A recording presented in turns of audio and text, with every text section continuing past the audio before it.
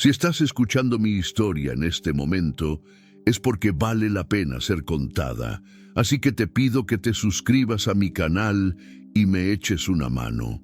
El aire ardía sobre el asfalto de Castilla-La Mancha, como si el mismo infierno hubiera decidido instalarse en aquella tarde de julio. El termómetro del Iveco marcaba 42 grados, pero dentro de la cabina el calor parecía aún más despiadado.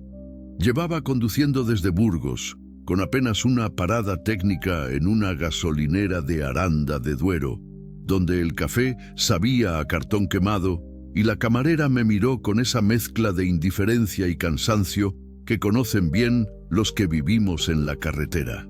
Me llamo Joaquín. Tengo 53 años y 25 de ellos los he pasado al volante de camiones, recorriendo cada kilómetro de esta España que conozco mejor que el dorso de mi mano. Las autopistas son mi casa, los bares de carretera mi salón, y la soledad mi única compañía constante. No es que haya elegido esta vida por romanticismo.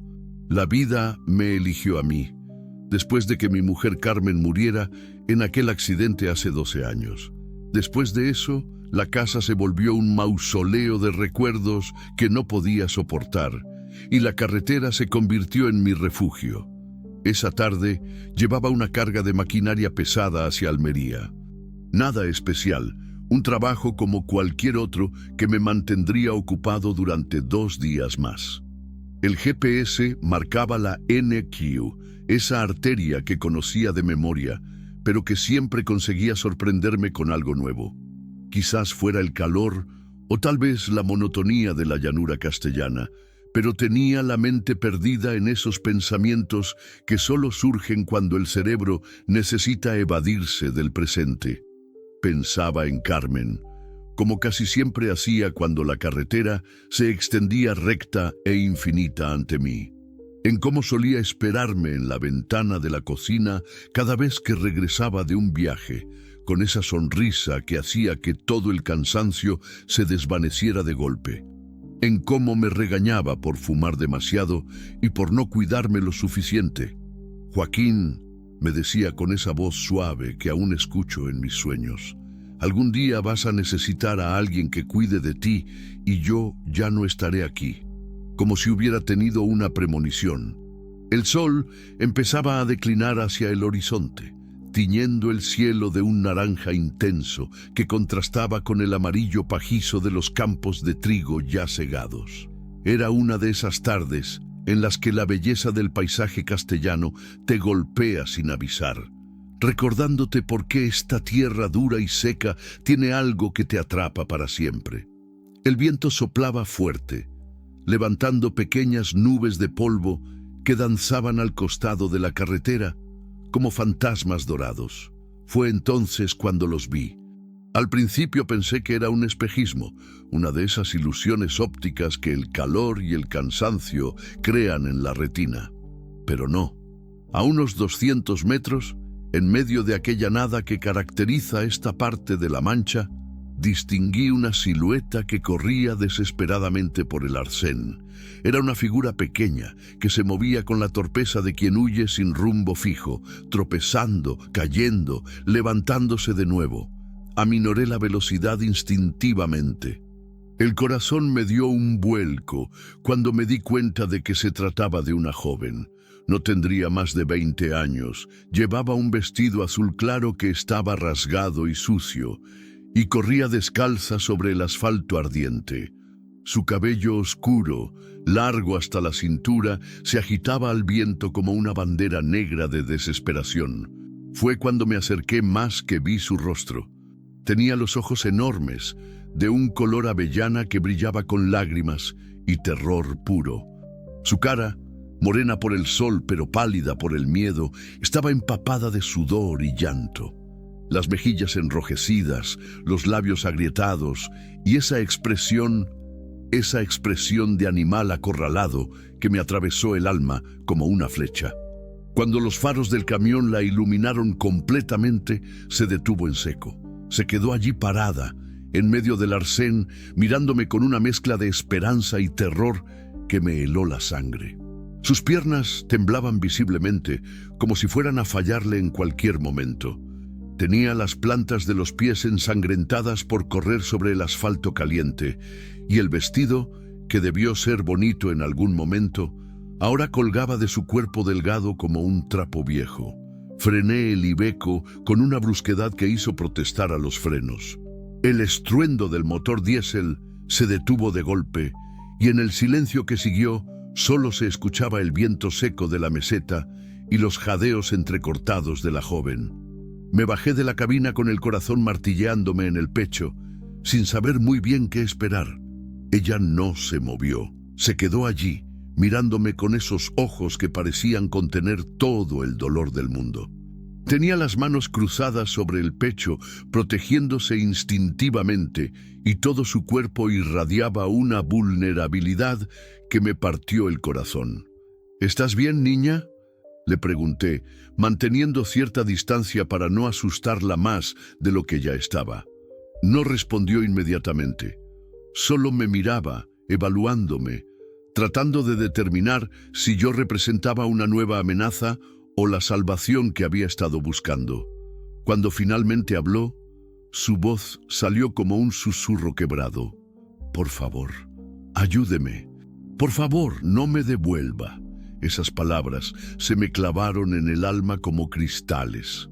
Había algo en su tono, en la desesperación pura que destilaba, que me hizo comprender que estaba ante algo más grave de lo que había imaginado. No era una simple joven que había tenido problemas con el coche o que se había perdido. Era alguien que huía, alguien que había corrido por su vida hasta el agotamiento. «Tranquila», le dije, acercándome lentamente. «Nadie va a hacerte daño. ¿Cómo te llamas?» Ella dudó un momento, como si hasta revelar su nombre fuera peligroso. «Esperanza», murmuró finalmente. «Me llamo Esperanza». El nombre me resonó como una ironía cruel del destino. Esperanza, justo lo que parecía haber perdido por completo esta criatura rota que tenía delante. «Está bien, Esperanza, soy Joaquín. ¿Qué ha pasado? ¿De qué huyes?» Sus ojos se llenaron de lágrimas nuevas y su cuerpo se estremeció con un sollozo que parecía venir desde lo más profundo de su ser. Mi padre me vendió», susurró, y esas 4 palabras cayeron entre nosotros como piedras en un pozo sin fondo. El mundo se detuvo a mi alrededor. El viento siguió soplando, el sol siguió quemando, pero yo me quedé paralizado por la crudeza de esa confesión. En pleno siglo XXI, en mitad de España, acababa de escuchar algo que creía relegado a otras épocas, a otros lugares del mundo. «¿Qué has dicho?», pregunté, aunque había escuchado perfectamente. «Me vendió», repitió, y ahora las lágrimas caían libremente por sus mejillas, como si fuera una res, por dinero, y yo corrí hasta que no pude más. Miré a mi alrededor. Estábamos en medio de la nada, rodeados por kilómetros de llanura seca y silenciosa. El pueblo más cercano debía estar a una buena distancia, y el tráfico en esa carretera secundaria era escaso. Esta joven había corrido quién sabe cuántos kilómetros, bajo un sol despiadado, hasta llegar a donde estábamos. «Sube al camión», le dije sin dudarlo. «Vamos a alejarte de aquí». Ella me miró con una expresión de incredulidad mezclada con gratitud infinita. Por un momento, pensé que iba a desplomarse allí mismo, pero en lugar de eso, asintió con la cabeza y se dirigió hacia la cabina con pasos vacilantes. La ayudé a subir, notando lo ligera que era, como un pajarillo asustado. Una vez dentro, se acurrucó en el asiento del acompañante, abrazándose las rodillas, y me miró con esos ojos que ahora empezaban a mostrar una pequeña chispa de esperanza. Puse en marcha el motor y emprendimos la marcha. No sabía hacia dónde íbamos exactamente, pero sí sabía una cosa con absoluta certeza: esa joven no volvería jamás al lugar del que había huido. No mientras yo pudiera evitarlo. El sol se ponía a nuestras espaldas, tiñendo el paisaje de rojos y dorados, mientras el Iveco se adentraba en la noche que se aproximaba. En la cabina solo se escuchaba el ronroneo del motor y los sollozos entrecortados de esperanza que poco a poco se iban calmando. Acababa de tomar una decisión que cambiaría mi vida para siempre, aunque aún no lo supiera. Conduje durante 1 hora sin decir palabra. El silencio en la cabina era denso, cargado de todo lo que aún no se había dicho. Esperanza se había quedado dormida, acurrucada contra la ventanilla como un gato herido buscando calor. Su respiración era irregular, entrecortada por pequeños sollozos que escapaban incluso en sueños. De vez en cuando se estremecía, como si las pesadillas la persiguieran hasta en el descanso. Había tomado un desvío hacia Cuenca, alejándome de la ruta principal. No tenía un plan claro, solo la certeza de que necesitaba poner la mayor distancia posible entre esta criatura rota y quien fuera que la hubiera puesto en esa situación. Las luces del camión iluminaban la carretera serpenteante que se adentraba en la serranía conquense, donde los pinos empezaban a aparecer como centinelas oscuros a ambos lados del asfalto. El aire se había vuelto más fresco conforme ganábamos altura, y el olor a resina y tierra húmeda se filtraba por las ventanillas entreabiertas. Era un contraste bendito después del calor asfixiante de la meseta. Paré en un área de descanso que conocía bien, un pequeño mirador natural desde donde se divisaba el valle iluminado por las primeras estrellas. Esperanza despertó cuando apagué el motor. Se incorporó sobresaltada, con los ojos muy abiertos, como si por un momento hubiera olvidado dónde estaba. «Tranquila», le dije suavemente. «Estamos a salvo. Solo vamos a descansar un poco». Se frotó los ojos con el dorso de la mano, como una niña, y miró por la ventanilla. La vista era hermosa. El valle se extendía abajo como un manto de terciopelo negro salpicado de luces doradas. Pero ella no parecía ver la belleza. Solo veía sombras donde podrían esconderse sus perseguidores. «¿Dónde estamos?», preguntó con voz ronca. «En la Sierra de Cuenca, lejos de donde te encontré. Nadie va a encontrarte aquí». Abrí la pequeña nevera que tenía detrás de los asientos y saqué una botella de agua y unos bocadillos que había comprado esa mañana. Se los ofrecí, pero ella negó con la cabeza. «Tienes que comer algo», insistí. «Llevas quién sabe cuánto tiempo corriendo, tu cuerpo necesita fuerzas». Finalmente accedió a beber un poco de agua. Observé cómo sus manos temblaban al sostener la botella, como sus ojos nunca dejaban de vigilar los alrededores. Era como un animal salvaje que acababa de escapar de una trampa. «Esperanza», le dije después de un rato, «necesito que me cuentes qué pasó. Todo. Si voy a ayudarte, tengo que saber exactamente de qué te estoy protegiendo». Ella me miró con esos ojos enormes que parecían contener siglos de sufrimiento. Durante un momento pensé que no iba a responder, que el miedo era demasiado grande. Pero entonces, como si algo se hubiera roto dentro de ella, empezó a hablar. Vivía en un pueblo pequeño cerca de Ciudad Real. Comenzó con voz apenas audible. Un lugar donde todo el mundo se conoce, donde los secretos duran 5 minutos, pero las tradiciones duran siglos. Mi padre era agricultor. Tiene unas tierras que heredó de mi abuelo, pero nunca fueron suficientes para mantenernos bien. Hizo una pausa, tragó saliva con dificultad y continuó. Siempre fui diferente a mis hermanos. Ellos son hombres, y para mi padre eso significaba que tenían valor. Yo solo era una boca más que alimentar, una carga que algún día tendría que entregar en matrimonio, pero ni siquiera eso me lo permitió elegir. Su voz se quebró en la última frase. Las lágrimas empezaron a caer de nuevo, pero esta vez parecían lágrimas de rabia tanto como de dolor. «Hay un hombre en la zona», continuó. «Se llama Sebastián Herrera. Tiene muchas tierras, mucho ganado, mucho dinero. Es uno de esos hombres que creen que todo se puede comprar, que todo tiene un precio. Y cuando me vio en la feria del pueblo el año pasado, no pudo terminar la frase. Su cuerpo se sacudió con un sollozo violento que parecía desgarrarle el pecho. «Tranquila», le dije, poniendo una mano suavemente en su hombro. «Tómate tu tiempo». Esperó unos minutos, respirando profundamente, tratando de calmarse. Cuando volvió a hablar, su voz tenía una dureza nueva, como si hubiera encontrado alguna reserva de fuerza en lo más profundo de su ser. Ese hombre empezó a rondar por casa. Venía con excusas, que si necesitaba trabajadores, que si quería comprar algunas cabras, pero yo sabía que venía por mí.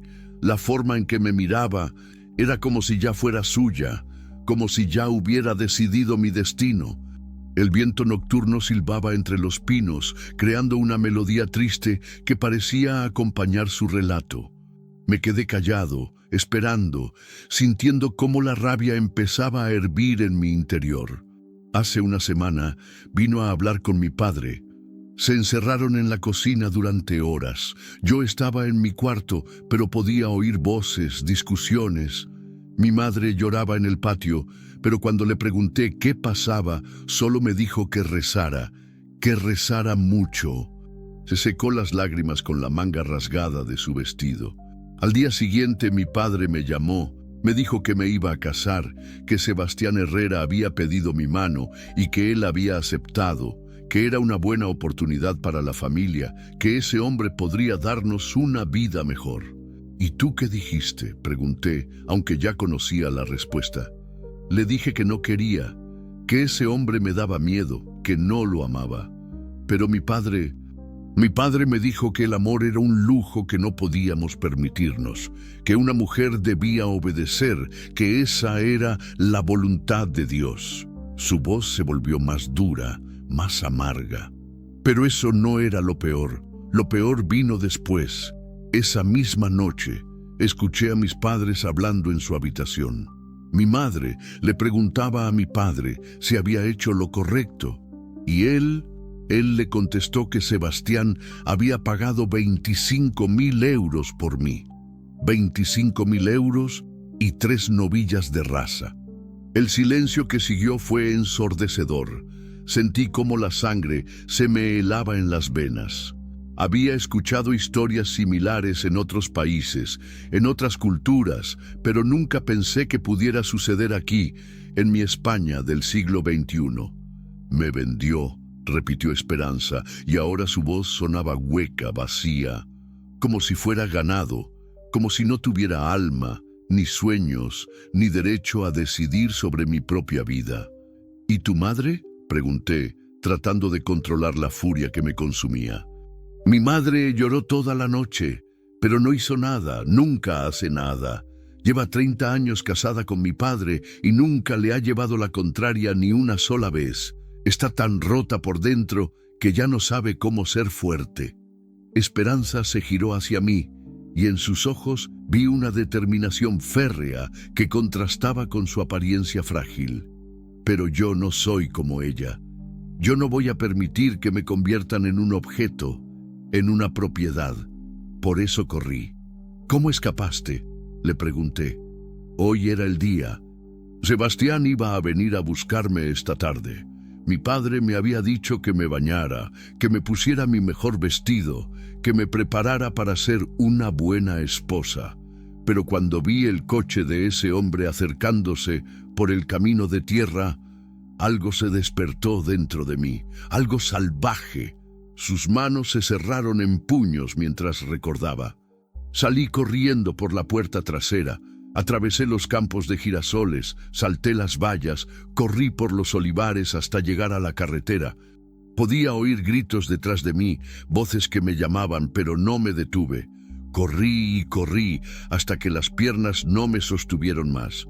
¿Cuánto tiempo corriste? No lo sé. Horas.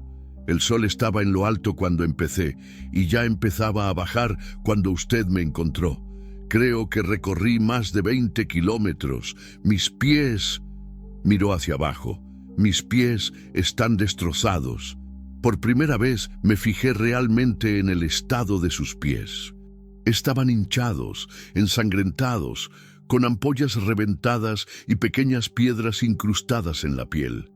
El hecho de que hubiera podido correr tanto tiempo en esas condiciones hablaba de una desesperación que no podía ni imaginar. «Jesús», murmuré, «tenemos que curarte eso». Busqué en la guantera el botiquín de primeros auxilios que siempre llevaba. Con agua y gasas, empecé a limpiarle suavemente las heridas. Ella se mordía el labio para no gritar, pero no se quejó ni una sola vez. «¿Sabes si te están buscando?», le pregunté mientras trabajaba. «Seguramente. Sebastián no es de los que se rinden fácilmente. Y mi padre va a estar furioso. Ha perdido el dinero, ha perdido el prestigio. Va a querer encontrarme para arreglar el desaguisado. ¿Tienes algún lugar donde ir? ¿Algún familiar que pueda ayudarte?». Negó con la cabeza tristemente. «No tengo a nadie. Toda mi familia piensa igual que mi padre. Para ellos, una mujer que desobedece a su padre es una vergüenza. No me van a ayudar».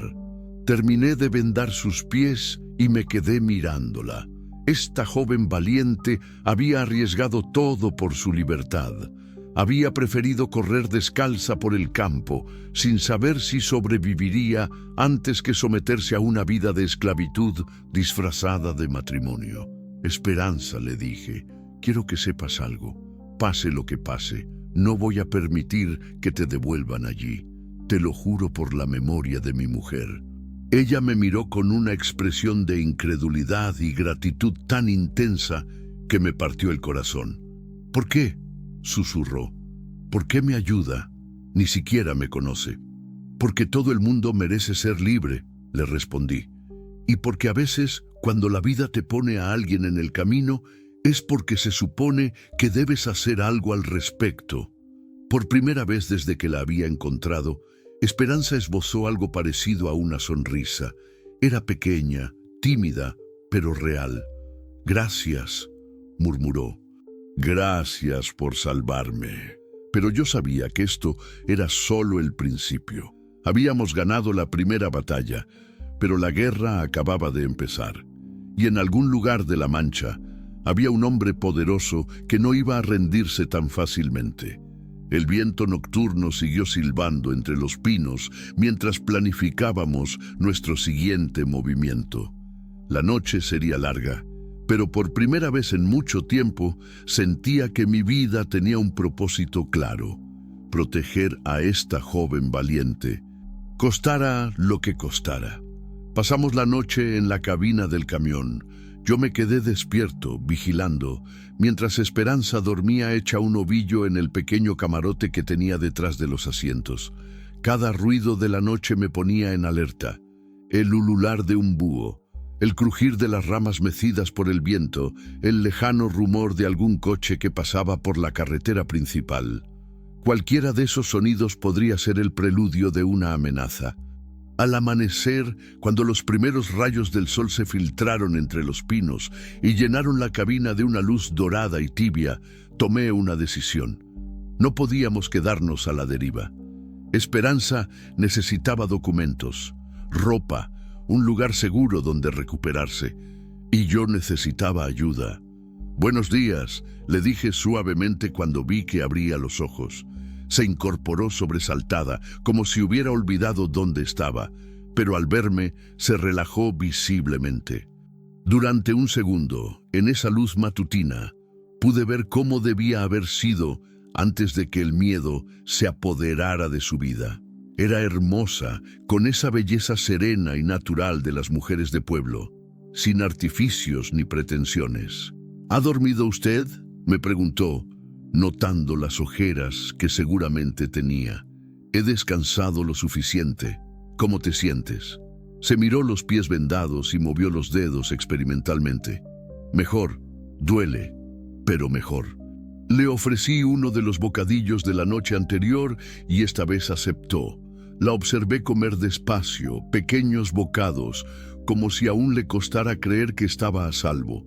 Sus modales eran delicados, educados, señal de una crianza cuidadosa que contrastaba dolorosamente con el trato que había recibido de su propia familia. «Esperanza», le dije mientras desayunábamos. «Tengo un amigo en Zaragoza, se llama Miguel. Hace años que nos conocemos, es de confianza absoluta. Tiene contactos, conoce gente que puede ayudarnos. ¿Te parece bien si vamos hacia allí?» Ella asintió sin dudar. «Confío en usted», dijo simplemente, y esas palabras me llegaron más hondo de lo que esperaba. Pusimos rumbo hacia Zaragoza por carreteras secundarias, evitando las autopistas principales donde podríamos ser más fáciles de localizar.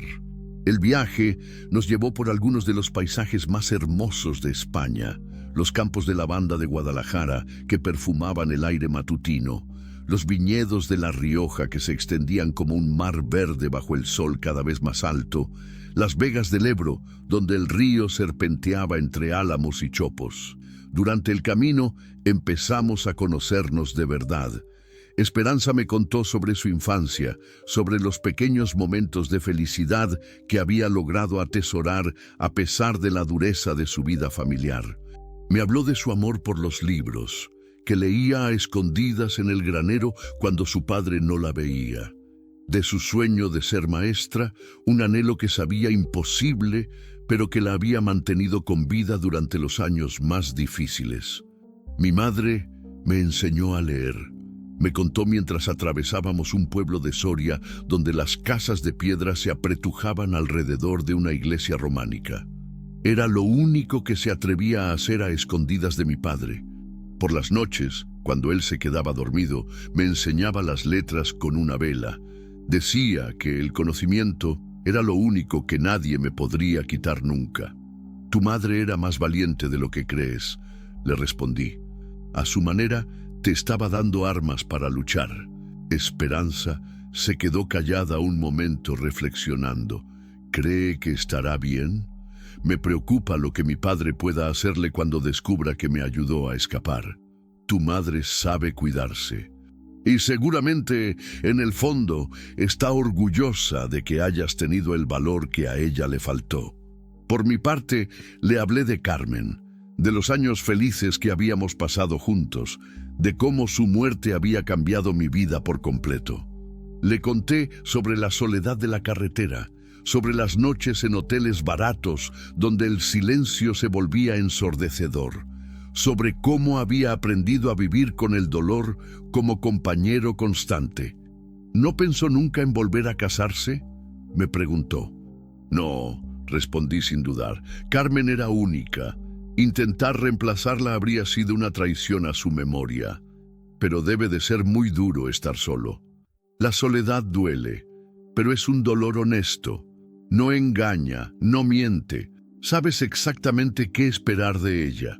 Esperanza me miró con una expresión extraña, como si estuviera viendo algo en mí que yo mismo no había notado. «¿Sabe qué pienso?», me dijo. «Pienso que usted no me salvó a mí ayer. Creo que nos salvamos mutuamente». Sus palabras me sorprendieron. Había algo de verdad en ellas que no me atrevía a reconocer. Desde que la había encontrado en la carretera, sentía una energía nueva, un propósito que había perdido hacía años. Por primera vez en mucho tiempo, me levantaba cada mañana con algo importante que hacer. Llegamos a Zaragoza al mediodía. La ciudad se extendía ante nosotros bajo un sol radiante, con la Basílica del Pilar dominando el skyline como una guardiana benévola. Miguel tenía un taller mecánico en los barrios periféricos, uno de esos lugares donde no se hacían demasiadas preguntas y donde la solidaridad entre trabajadores era una ley no escrita. Lo encontré como siempre, con las manos manchadas de grasa y una sonrisa que le iluminaba toda la cara cuando me vio aparecer. «Joaquín, ¿qué vientos te traen por aquí? ¿Y quién es esta señorita tan guapa?». Miguel era un hombre de mi edad, pero que conservaba esa vitalidad y ese humor que yo había perdido años atrás. Tenía el corazón grande y la cabeza clara, exactamente lo que necesitábamos en ese momento. Le expliqué la situación sin entrar en demasiados detalles, pero Miguel entendió inmediatamente la gravedad del asunto. Su expresión se volvió seria cuando mencioné la palabra vendida. Joder, Joaquín. En pleno siglo XXI, ¿qué clase de animales pueden hacer eso a su propia hija? Los peores, respondí simplemente.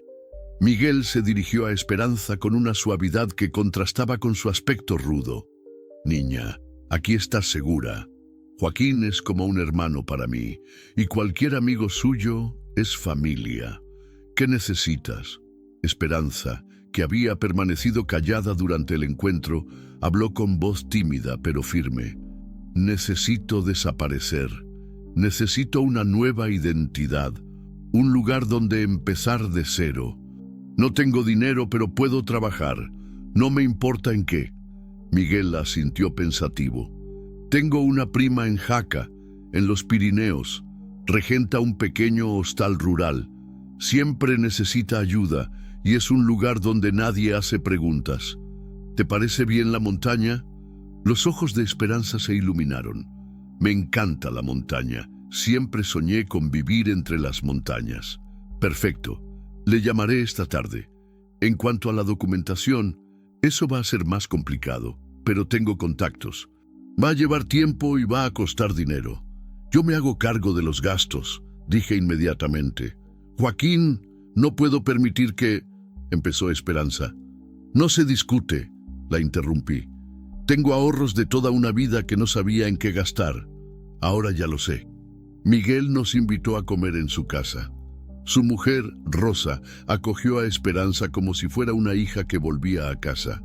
Le preparó un baño caliente, le dio ropa limpia de su hija mayor y le curó los pies con una delicadeza maternal que hizo que a Esperanza se le saltaran las lágrimas. Hace tanto tiempo que nadie me cuida así, susurró mientras Rosa le aplicaba una pomada calmante en las heridas. Pues acostúmbrate, niña, le respondió Rosa con una sonrisa, porque a partir de ahora tienes familia. Esa tarde, mientras Esperanza descansaba, Miguel y yo planificamos los siguientes pasos. La documentación nueva tardaría al menos un mes. Mientras tanto, podríamos conseguirle papeles temporales que le permitieran trabajar en el hostal de Jaca sin llamar la atención. ¿Estás seguro de esto, Joaquín?, me preguntó Miguel mientras bebíamos una cerveza en su patio. Meterte en esto puede traerte problemas serios. Ese hombre del que me hablas no parece de los que se rinden fácilmente. Estoy seguro, respondí sin dudar. Es lo más seguro que he estado de algo en años. Miguel me estudió con la mirada. ¿Sabes qué? Creo que esa chica te ha hecho tanto bien como tú a ella. Hace años que no te veía con tanta vida en los ojos. Tenía razón, aunque no me atreviera a admitirlo completamente. Esperanza había devuelto algo a mi vida que creía perdido para siempre. La sensación de que importaba, de que mis acciones podían marcar una diferencia real en el mundo. Al anochecer, cuando Esperanza se reunió con nosotros para cenar, parecía otra persona. Limpia, descansada, con ropa que le quedaba bien y con una expresión más serena en el rostro. Pero sobre todo, había algo diferente en sus ojos. Seguía habiendo miedo, pero también había esperanza. Esperanza real. Gracias, me dijo cuando nos quedamos solos en el patio, mirando las estrellas que empezaban a aparecer sobre Zaragoza. Gracias por devolverme la fe en que aún hay gente buena en el mundo. Gracias a ti, le respondí, por recordarme que vale la pena luchar por algo. No sabíamos que esa misma noche, a cientos de kilómetros de distancia, un hombre poderoso y furioso había puesto en marcha una búsqueda que no tardaría en alcanzarnos.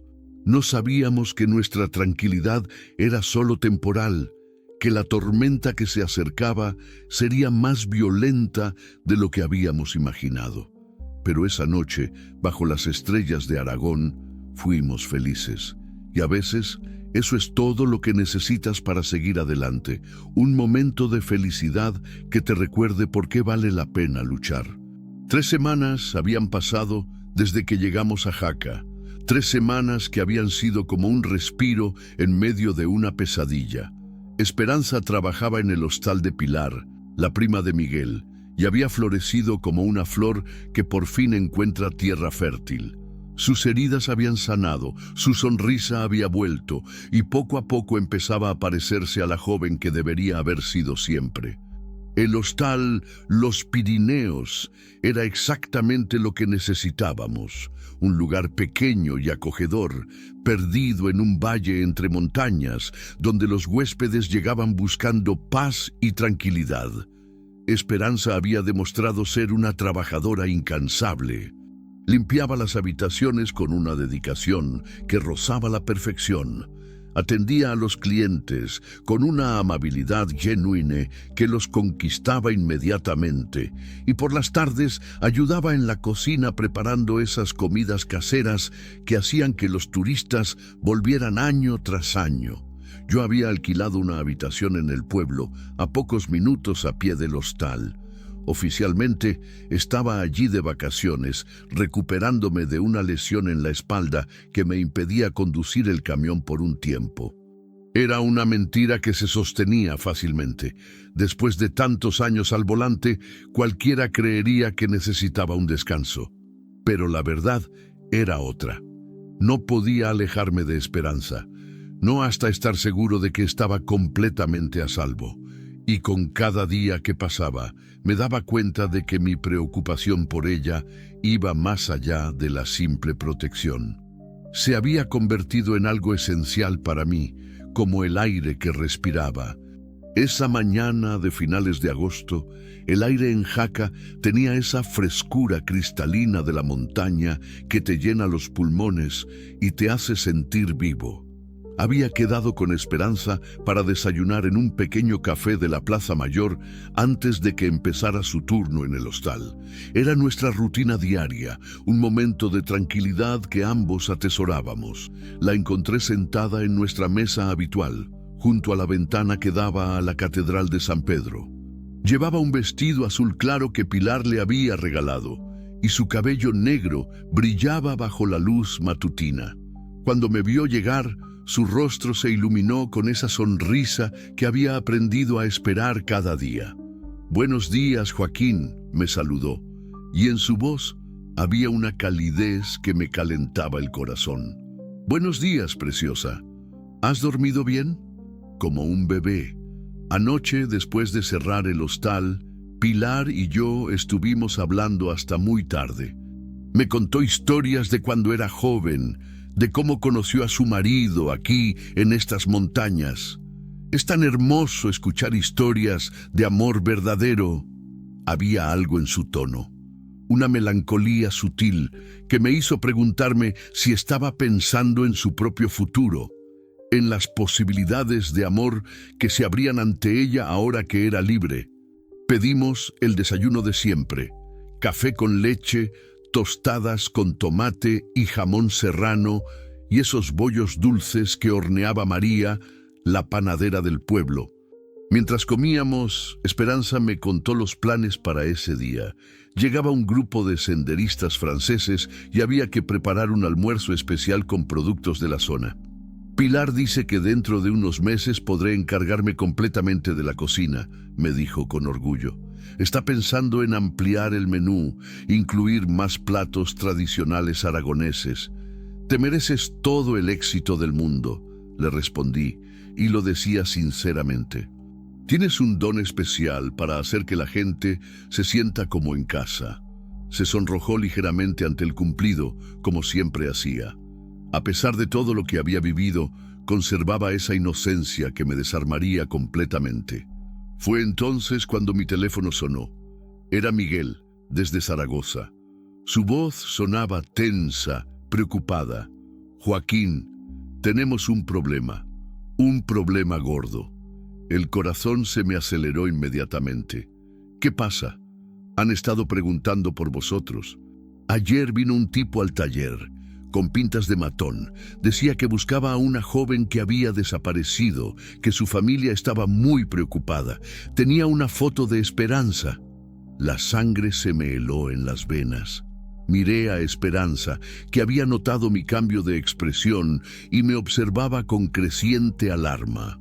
¿Qué le dijiste? Nada, por supuesto.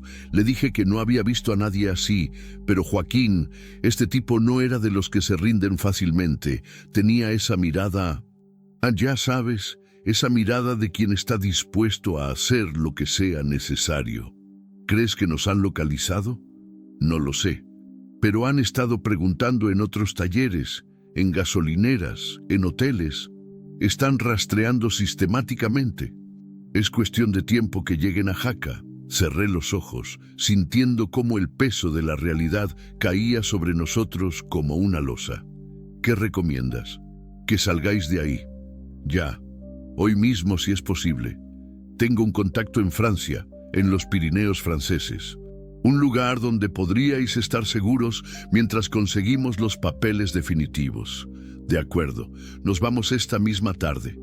Cuando colgué, Esperanza me miraba con los ojos muy abiertos, y en ellos había vuelto a aparecer ese miedo que creíamos haber dejado atrás.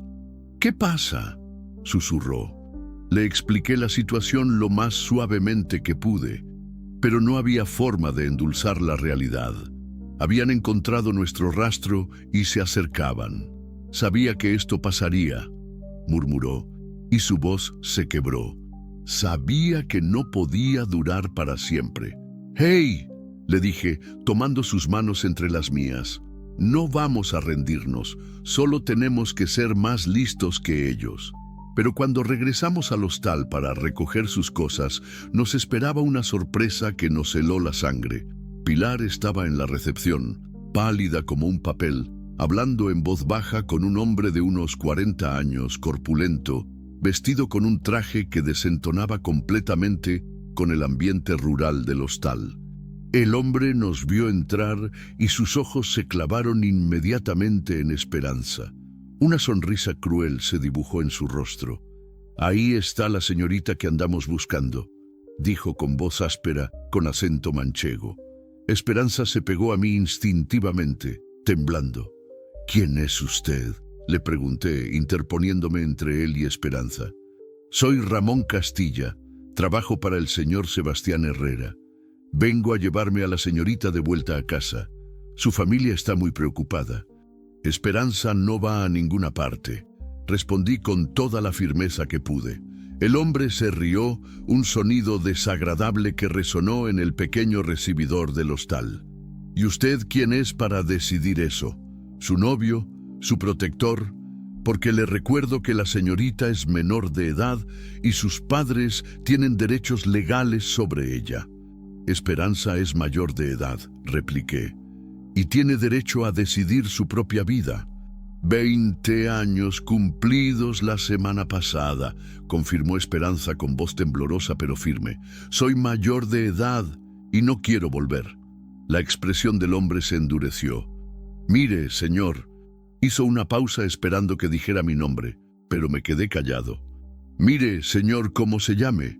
Esto se puede hacer por las buenas o por las malas. El señor Herrera ha pagado una cantidad considerable por esta joven y va a recuperar su inversión. Es un hombre de negocios, ¿comprende? Y yo soy un hombre que no permite que abusen de mujeres inocentes», le respondí, sintiendo cómo la rabia hervía en mi interior. El matón se acercó un paso y pude ver que llevaba algo abultado bajo la chaqueta. Probablemente un arma. «No me complique las cosas», me dijo en voz baja, amenazante. «Solo quiero a la chica. Usted puede seguir con su vida como si nada hubiera pasado». «Eso no va a ocurrir. Joaquín, por favor», susurró Esperanza detrás de mí. «No quiero que te pase nada por mi culpa». Pero antes de que pudiera responder, escuchamos el sonido de varios coches llegando al aparcamiento del hostal. A través de las ventanas vimos a 3 hombres más bajándose de 2 todoterrenos negros. El cerco se había cerrado. Pilar, que había permanecido en silencio durante todo el intercambio, se acercó al teléfono que había detrás del mostrador. «Voy a llamar a la Guardia Civil», anunció. «No lo haría si fuera usted», le dijo Ramón sin inmutarse. El señor Herrera tiene muchos contactos en las fuerzas del orden y además no estamos haciendo nada ilegal. Solo venimos a buscar a una joven que se escapó de casa y preocupó muchísimo a su familia. En ese momento comprendí que estábamos en una trampa perfecta. Habían preparado todo meticulosamente, la historia de la joven fugada, probablemente papeles falsos que demostraran su minoría de edad, contactos en la policía que harían la vista gorda. Era la palabra de ellos contra la nuestra, y ellos tenían el poder y el dinero de su lado. «Esperanza», le susurré sin girarme. «¿Hay alguna salida trasera?» «Sí», respondió casi sin mover los labios. «Por la cocina. Cuando yo te lo diga, corres hacia allí. No mires atrás, pase lo que pase». «No voy a dejarte solo», protestó. «Vas a hacer exactamente lo que te digo», le repliqué con más dureza de la que pretendía. «No hemos llegado hasta aquí para rendirnos ahora». Ramón debió notar algo en nuestra postura porque hizo una seña hacia la puerta. Inmediatamente, 2 de sus hombres entraron al hostal. Eran tipos grandes, con caras que contaban historias de violencia y intimidación. «Ya está bien de teatro», dijo Ramón. «Señorita, se viene con nosotros, y usted, abuelo, se olvida de que esto ha pasado. No querrá problemas con gente como nosotros». Fue en ese momento cuando tomé la decisión más arriesgada de mi vida. «¡Ahora!», le grité a Esperanza. Y me lancé contra Ramón, con toda la fuerza que me daban mis 53 años de vida dura. El impacto nos envió a ambos al suelo en medio de un estruendo de muebles que se rompían. Escuché los gritos de Pilar, los pasos de Esperanza corriendo hacia la cocina y las voces furiosas de los matones que se abalanzaban sobre nosotros. Una mano me agarró del cuello y me levantó del suelo como si fuera un muñeco. El puñetazo llegó a mi estómago con una fuerza que me dejó sin aire, doblándome de dolor. Pero había conseguido lo que quería. Esperanza había tenido tiempo de escapar. «¡Idos por ella!», gritó Ramón limpiándose la sangre de la nariz. «No puede haber llegado muy lejos». 2 de los hombres salieron corriendo hacia la parte trasera del hostal. A través de la ventana vi cómo Esperanza corría por el campo que se extendía detrás del edificio con ese vestido azul ondeando al viento como una bandera de libertad. «Usted se va a arrepentir de esto», me dijo Ramón, acercándose a mí mientras yo trataba de recuperar el aliento. «Va a descubrir lo que les pasa a los que se interponen en los negocios del señor Herrera». Pero yo sonreí a pesar del dolor. Esperanza había escapado otra vez. Y mientras siguiera corriendo, seguiría habiendo esperanza. El problema era que esta vez yo no iba a poder seguirla. Me despertaron los golpes en la cara. El sabor metálico de la sangre llenaba mi boca y tenía la sensación de que alguien me había partido la cabeza con un martillo. Abrí los ojos lentamente y me encontré en un lugar que no reconocía. Una nave industrial abandonada, con techos altos y ventanas rotas por las que se filtraba una luz grisácea que indicaba que ya había anochecido. Estaba atado a una silla metálica con cuerdas que me cortaban las muñecas. Ramón Castilla estaba sentado frente a mí en otra silla, fumando tranquilamente un cigarrillo. Sus 2 matones permanecían de pie a ambos lados, como estatuas amenazantes. «Por fin despierta el héroe», dijo Ramón con una sonrisa que no llegaba a sus ojos. Ya empezaba a pensar que mis chicos se habían pasado con los golpes. Intenté hablar, pero solo salió un gemido ronco. Tenía la garganta seca como papel de lija. «¿Agua?», preguntó con falsa amabilidad. «Por supuesto, Manuel, dale un poco de agua al señor». Uno de los matones se acercó con una botella de plástico y me echó el agua en la cara más que en la boca. Aún así, conseguí tragar algunas gotas que aliviaron un poco la sequedad. Mejor, ¿verdad? Ramón aplastó el cigarrillo en el suelo de cemento. «Ahora podemos hablar como personas civilizadas. Dígame, ¿dónde está la chica?» «No lo sé», respondí, y era verdad. Esperanza había corrido hacia el bosque que rodeaba Jaca, pero no tenía ni idea de hacia dónde habría ido después. ¿No lo sabe? Ramón se levantó y empezó a caminar en círculos alrededor de mi silla. Qué interesante. Un hombre que arriesga su vida por alguien y ni siquiera sabe dónde está esa persona. Espero que esté muy lejos de aquí, le dije mirándolo a los ojos. ¿Sabe qué? Le creo. Creo que realmente no sabe dónde está. Pero eso no es problema. Se detuvo frente a mí. Porque ella va a venir a buscarle. Un escalofrío me recorrió la espalda.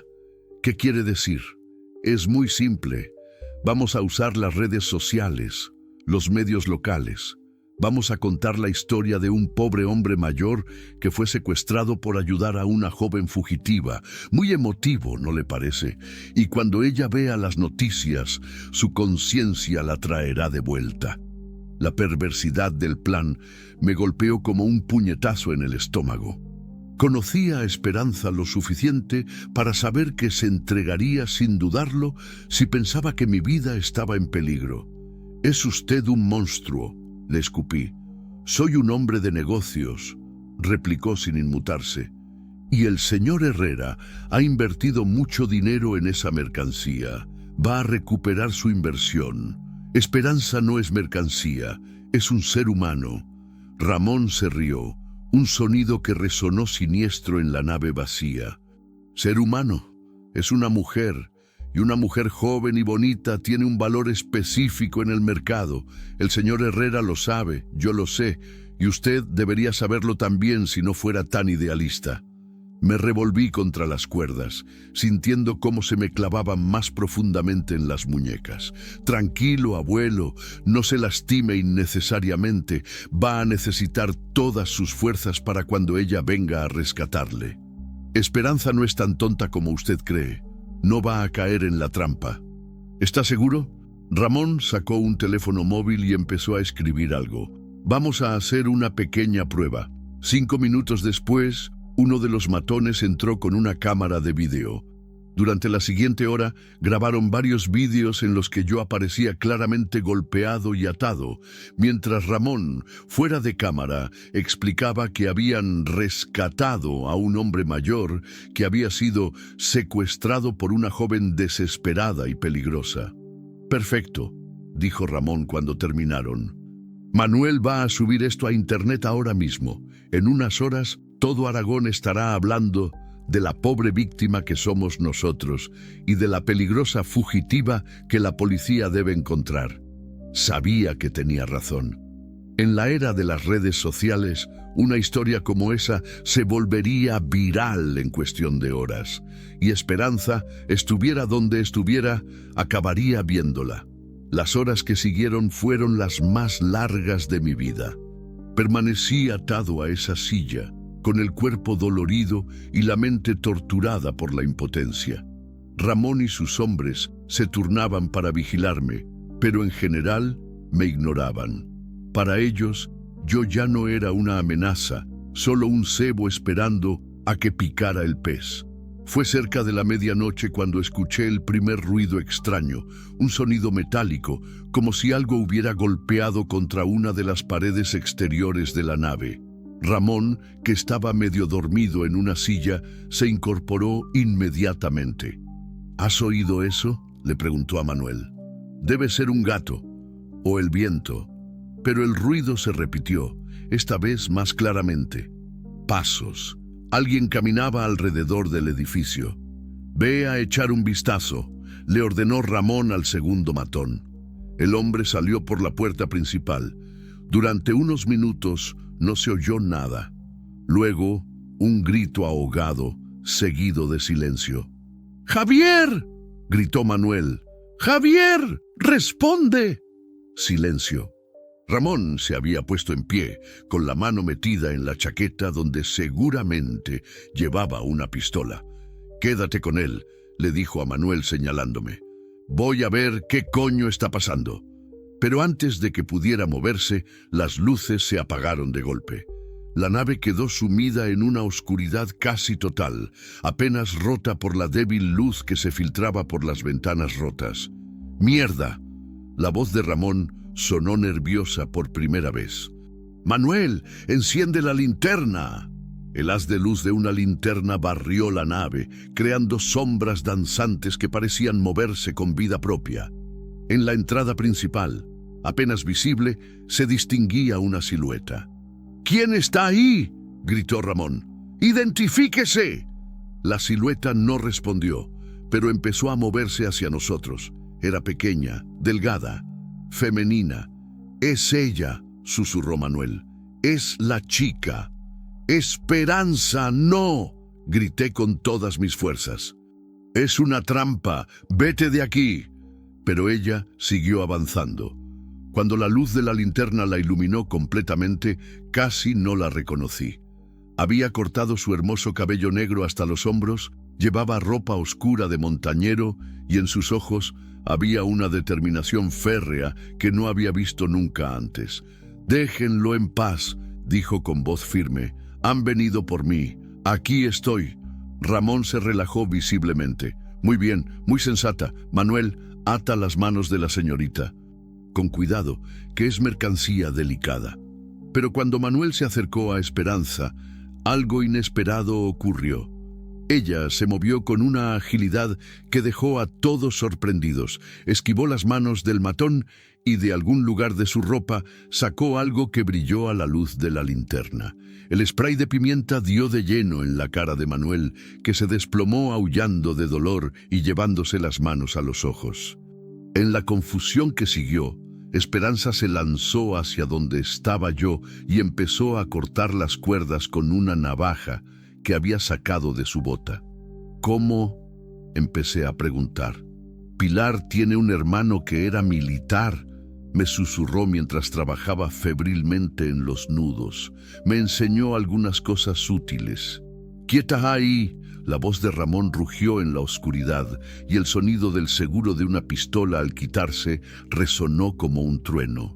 Esperanza se interpuso entre la pistola y yo. «Si me quiere, me lleva viva», le dijo. «Muerta no valgo nada para su jefe». «Cierto», admitió Ramón, «pero él…» dirigió el arma hacia mí. «Él sí que puede morir. Y va a morir ahora mismo si no te atas las manos y vienes conmigo sin resistirte». Vi cómo los hombros de Esperanza se hundían en señal de derrota.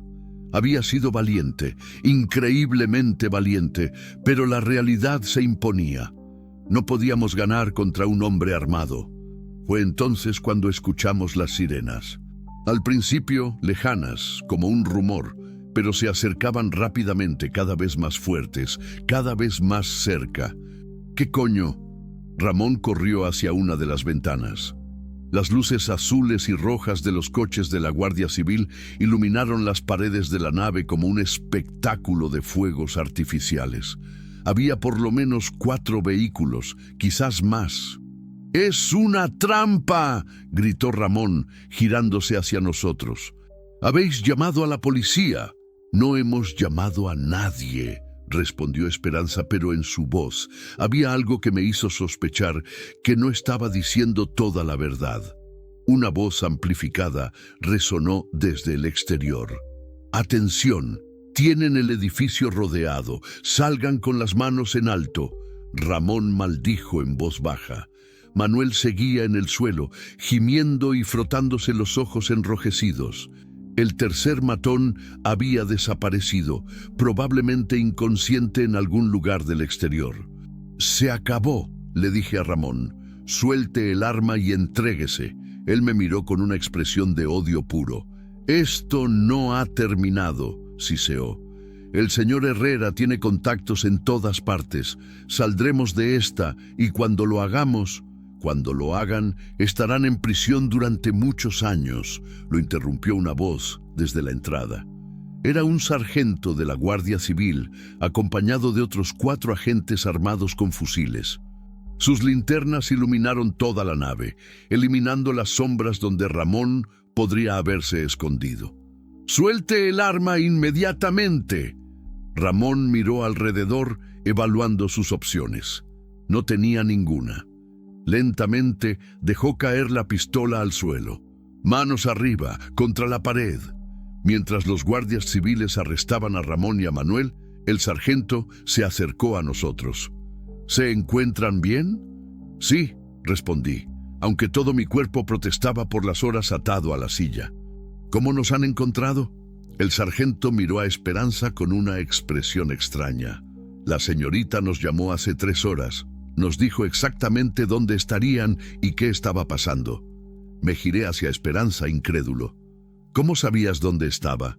Ella me miró con una sonrisa pequeña pero orgullosa. Lo seguí.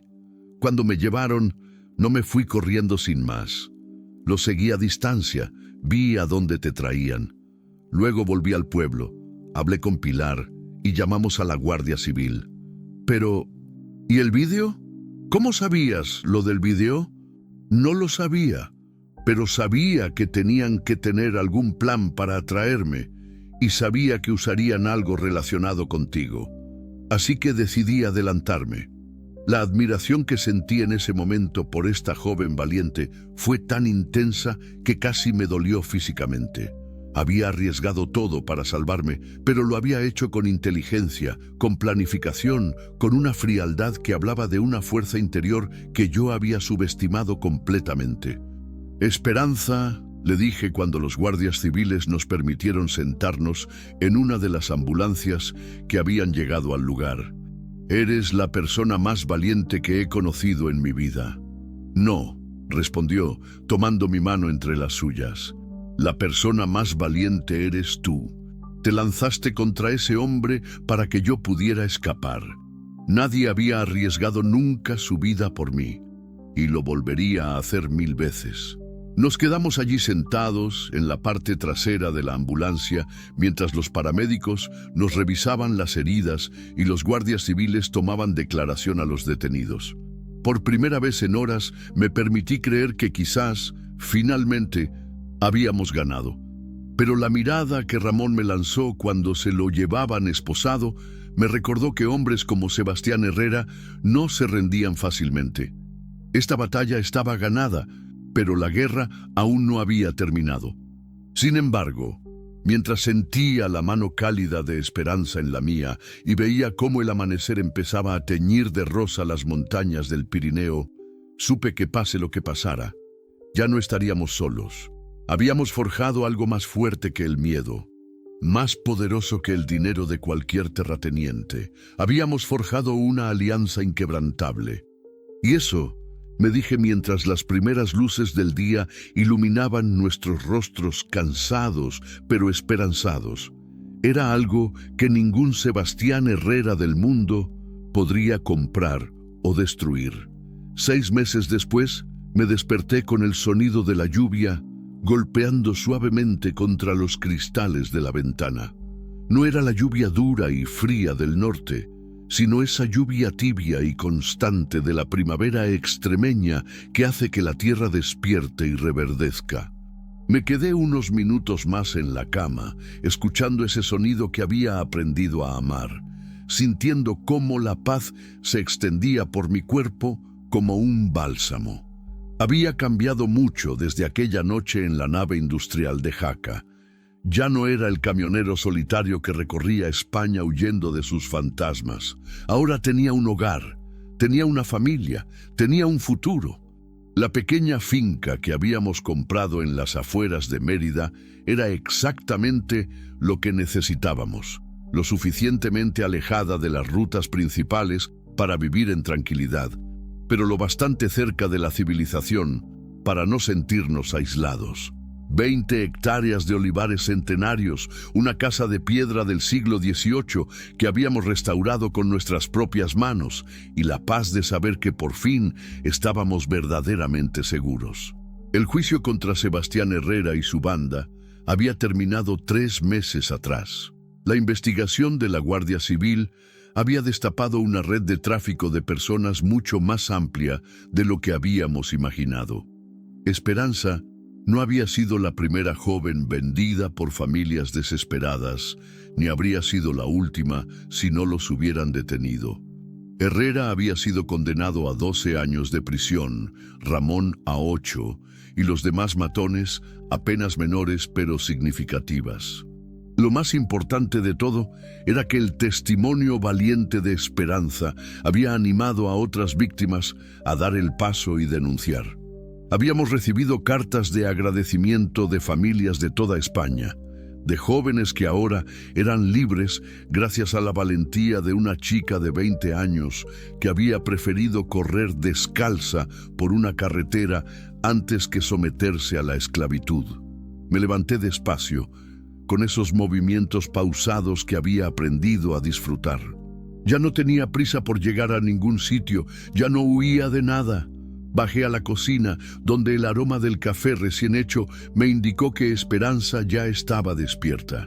La encontré en la terraza que daba al olivar, sentada en una de las sillas de mimbre que habíamos comprado en el mercado de Mérida, con una taza de café entre las manos y la mirada perdida en el paisaje verde que se extendía hasta las colinas lejanas. Llevaba un vestido blanco sencillo que le quedaba precioso, y su cabello, que había vuelto a crecer hasta los hombros, brillaba con las gotas de la lluvia que se habían filtrado por el emparrado de vid. «Buenos días, preciosa», le dije, dándole un beso en la mejilla. «Buenos días, amor», me respondió con esa sonrisa que seguía haciendo que mi corazón se saltara un latido cada vez que la veía. «Sí, amor». Había tardado meses en admitirlo, en aceptar que lo que sentía por Esperanza había evolucionado mucho más allá de la simple protección o el cariño paternal. Al principio me había sentido culpable, como si estuviera traicionando la memoria de Carmen. Pero una noche, mientras hablábamos bajo las estrellas extremeñas, Esperanza me había dicho algo que cambió mi perspectiva para siempre. «Joaquín, el amor no se gasta. No es como el dinero, que si lo das a una persona ya no lo tienes para otra. El amor crece, se multiplica. Amar a Carmen no te impide amarme a mí, igual que amarme a mí no disminuye el amor que sientes por ella». Tenía razón, por supuesto. Carmen seguía viviendo en mi corazón, en mis recuerdos más hermosos, en las lecciones que me había enseñado sobre la bondad y la generosidad. Pero había espacio para más amor, para este amor diferente pero igualmente real, que había nacido entre Esperanza y yo durante aquellos meses de construcción de una nueva vida. No había sido fácil. Los primeros tiempos en Extremadura habían estado llenos de pesadillas, de sobresaltos nocturnos, de miedos que tardaron meses en desvanecerse. Esperanza sufría ataques de pánico cuando veía hombres que se parecían remotamente a Ramón o a Herrera. Yo saltaba cada vez que sonaba el teléfono, esperando malas noticias, amenazas, nuevos peligros. Pero poco a poco, día a día, habíamos construido algo hermoso sobre los cimientos de todo ese dolor. Habíamos aprendido a confiar de nuevo, a reír sin miedo, a planificar un futuro juntos. «¿En qué piensas?», me preguntó Esperanza, notando mi silencio contemplativo. «En lo lejos que hemos llegado», le respondí, sentándome a su lado. «En lo diferentes que somos ahora de aquellas personas que se conocieron en una carretera de La Mancha. ¿Te arrepientes de algo? Solo de no haberte encontrado antes». Se rió. Ese sonido cristalino que había aprendido a atesorar como uno de los regalos más preciosos de la vida. «Si me hubieras encontrado antes, no habría sido la misma persona. Necesitaba pasar por todo aquello para llegar a ser quien soy ahora». Tenía razón otra vez. La Esperanza que había huido de casa era una joven asustada y rota. La mujer que tenía a mi lado era alguien que había encontrado su fuerza, que había descubierto de qué era capaz cuando la vida la ponía a prueba. Trabajaba ahora como coordinadora de una asociación que ayudaba a mujeres víctimas de violencia machista, un trabajo que había encontrado por vocación y que desarrollaba con una pasión que la llenaba de energía y propósito. «Tengo algo que decirte», me dijo de repente, con un tono en la voz que hizo que me girara para mirarla mejor. «¿Qué pasa? Ayer fui al médico para la revisión de rutina. El corazón me dio un vuelco. Durante un segundo, todos mis miedos antiguos volvieron de golpe. ¿Estás bien? ¿Ha pasado algo?». Esperanza sonrió, pero era una sonrisa diferente, cargada de algo que no conseguía identificar. «Estoy perfectamente bien», dijo. De hecho, estoy mejor que bien. Estamos embarazados. El mundo se detuvo a mi alrededor. La lluvia siguió cayendo, los pájaros siguieron cantando en los olivos, pero yo me quedé completamente inmóvil, procesando esas palabras que acababa de escuchar. ¿Embarazados?, repetí como un loro. De 2 meses, confirmó, y ahora su sonrisa se había vuelto radiante. ¿Te alegras? Alegrarme.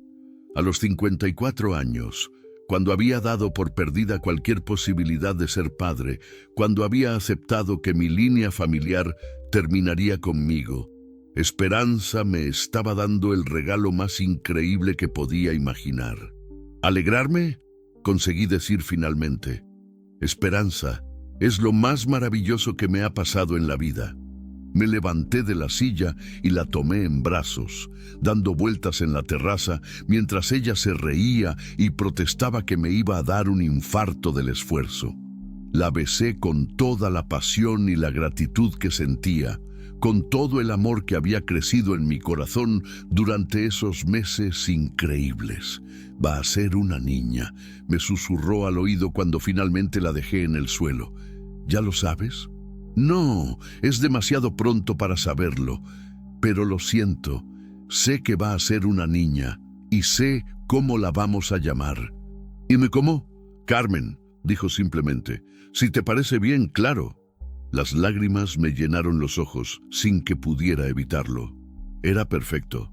Era como si el círculo se cerrara, como si Carmen estuviera dando su bendición a esta nueva vida que habíamos construido.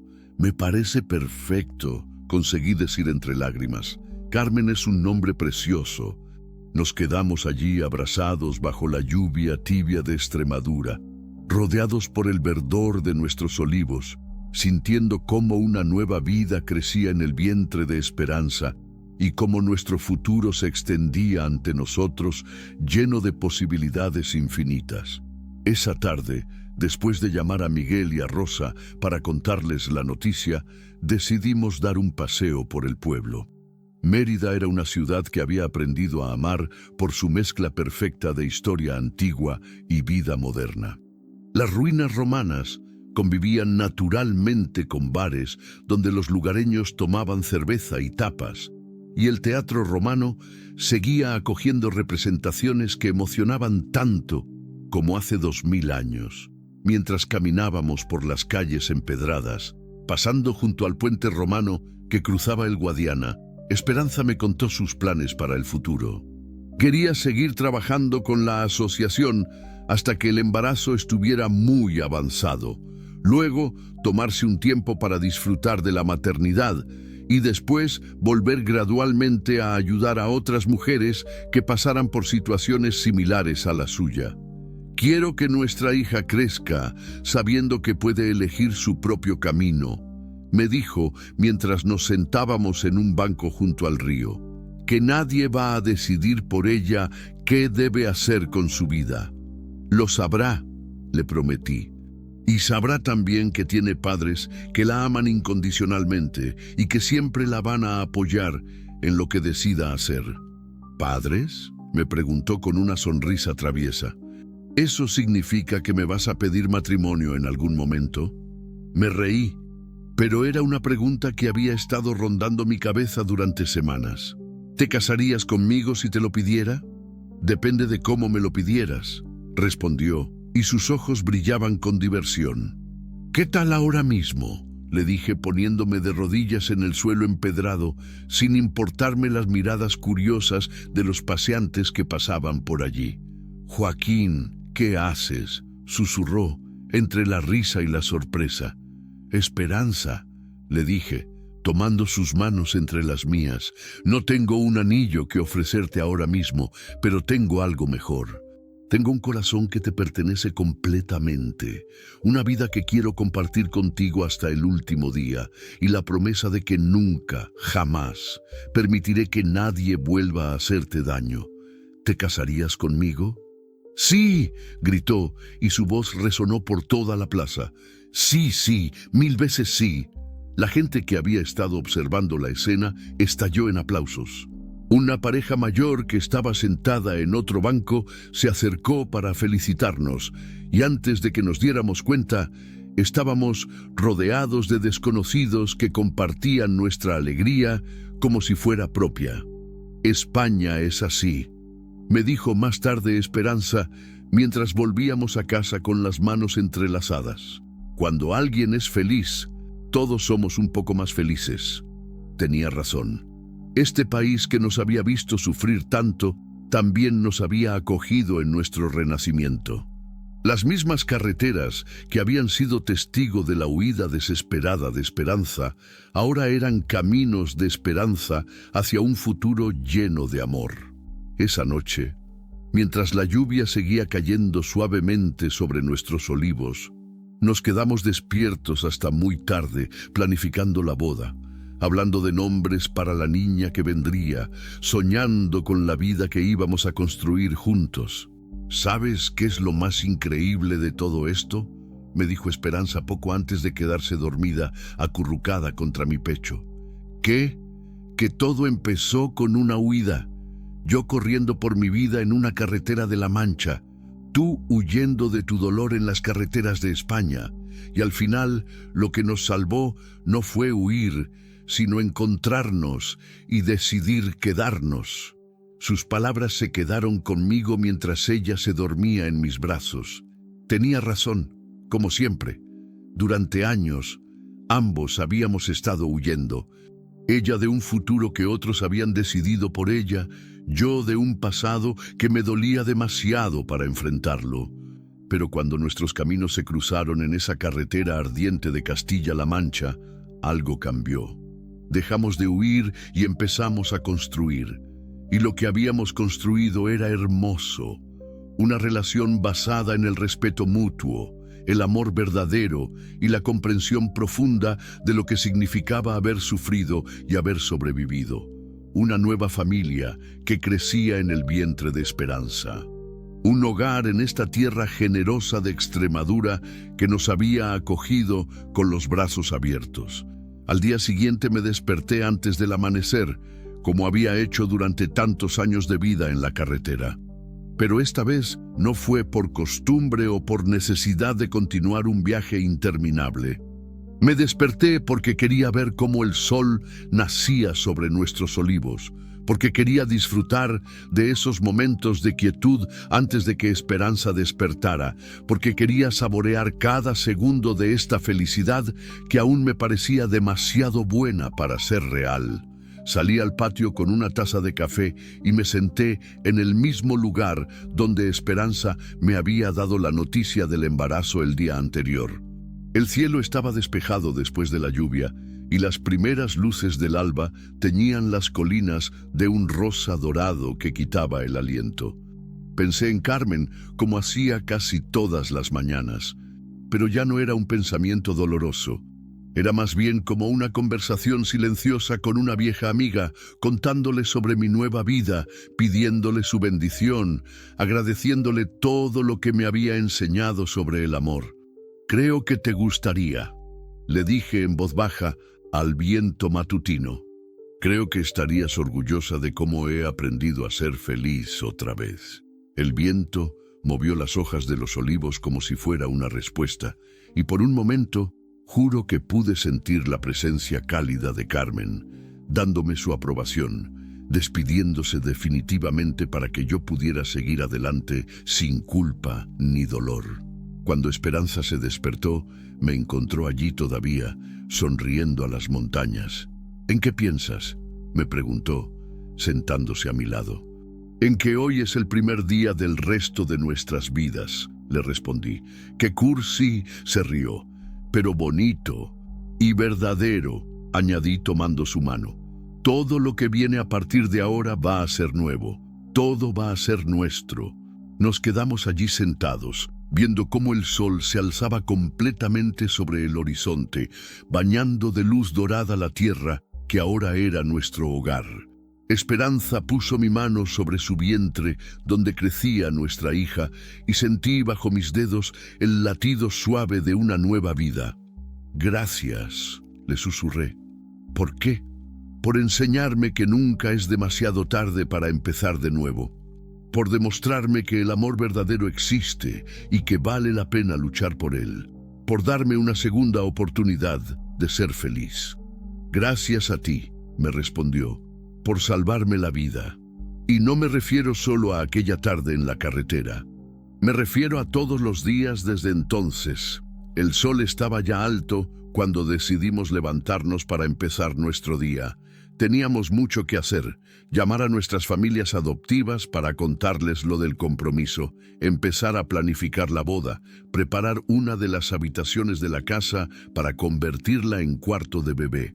Pero sobre todo, teníamos que disfrutar cada momento de esta felicidad que habíamos construido juntos, piedra a piedra, día a día, con paciencia y amor. Mientras Esperanza preparaba el desayuno, yo salí a dar una vuelta por los olivos. Algunos de esos árboles tenían más de 100 años. Habían sobrevivido a guerras, sequías, inundaciones. Habían visto pasar generaciones enteras y seguían dando fruto cada temporada.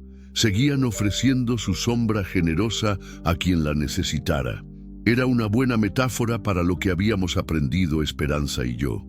Que la vida puede ser dura, que puede parecer que todo está perdido, pero que siempre existe la posibilidad de echar nuevas raíces, de crecer de nuevo, de dar fruto otra vez. Cuando volví a la casa, Esperanza estaba cantando en la cocina. Era una canción tradicional extremeña que había aprendido de una de las mujeres mayores del pueblo. Una melodía triste pero hermosa que hablaba de amores perdidos y encontrados. Me quedé un momento en la puerta, escuchándola, saboreando la imagen de esta mujer extraordinaria que había cambiado mi vida para siempre. Su voz llenaba la casa de calidez y alegría, igual que su presencia había llenado mi corazón de una felicidad que creía imposible. ¿Vienes a desayunar?, me preguntó cuando me vio allí parado. Voy, le respondí, pero antes me acerqué y la besé largamente, con toda la ternura y la pasión que sentía por ella. ¿A qué viene eso?, me preguntó cuando nos separamos. A nada en particular, solo a que te amo. Y yo a ti, me respondió, apoyando la frente contra la mía. Para siempre, para siempre. Era una promesa grande, pero una promesa en la que creía completamente. Habíamos pasado por demasiado juntos, habíamos superado demasiados obstáculos, habíamos construido algo demasiado sólido como para que alguna fuerza externa pudiera destruirlo. Y mientras desayunábamos en nuestra cocina, planificando el día que nos esperaba, sabiendo que la vida que crecía en el vientre de Esperanza sería el siguiente capítulo de nuestra historia, sentí una paz profunda que no había experimentado jamás. Ya no era un camionero solitario perdido en las carreteras de España, ya no era un hombre que huía de su dolor. Era Joaquín, el marido de Esperanza, el futuro padre de Carmen, el hombre que había encontrado su hogar en una finca de olivos de Extremadura. Y eso, me dije mientras la lluvia empezaba a caer de nuevo sobre nuestros cristales, era exactamente quien había estado destinado a ser desde siempre. Nunca subestimes la fuerza de quien solo quiere una segunda oportunidad. A veces, quien más ha sufrido es quien más valor tiene para volver a empezar. Y cuando dos almas heridas se encuentran en el camino y deciden sanar juntas, pueden crear algo más hermoso de lo que jamás habrían imaginado por separado.